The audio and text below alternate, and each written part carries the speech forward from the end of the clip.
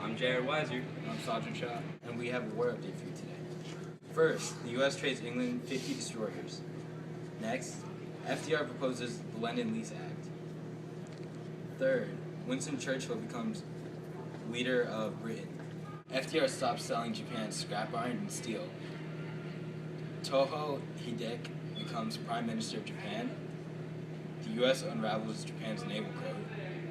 The war in Europe continues to escalate.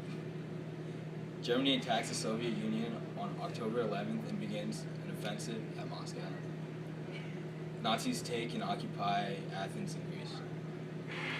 And that's all we have for today. Breaking news, devastation strikes Hawaii. A fleet of Japanese bombers ambush U.S. military base of Pearl Harbor. Reporters are saying the death rate is very high and many men and women have lost their lives. We have one of our reporters on the scene at Pearl Harbor. Let's take you there now. Thanks, Jared. It's absolute pandemonium here. There are bombs pouring down from the sky like rain. There are machine gun firings coming from every direction. There are so many explosions it feels like a 9.0 earthquake. It is complete chaos here. People are running around like chickens with their heads cut off.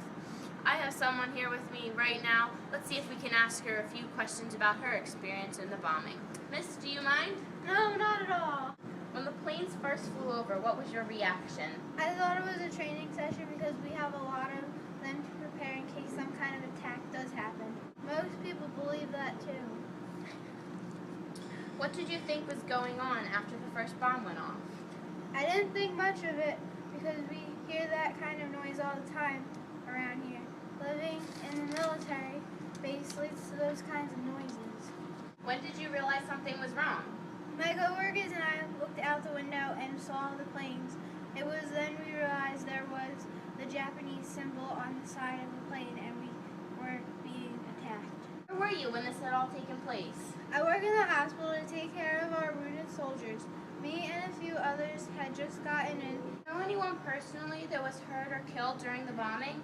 Yes, unfortunately my best friend died. She was trying to make sure the injured patients were alright and safe when parts of the ceiling collapsed on top of her.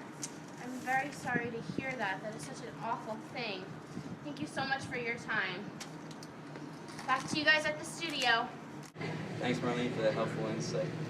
Here's a reaction to the bombing from a concerned citizen. Hi, my name is Taylor Solson. I am from San Diego, California. After hearing about the attacks on Pearl Harbor, I believe the only thing left to do is declare war on Japan. The bombing was the straw that broke the camel's back. So get ready, America. It's time for war. Well, Taylor, it looks like FDR agrees with you. We're just in that FDR and Congress just declared war.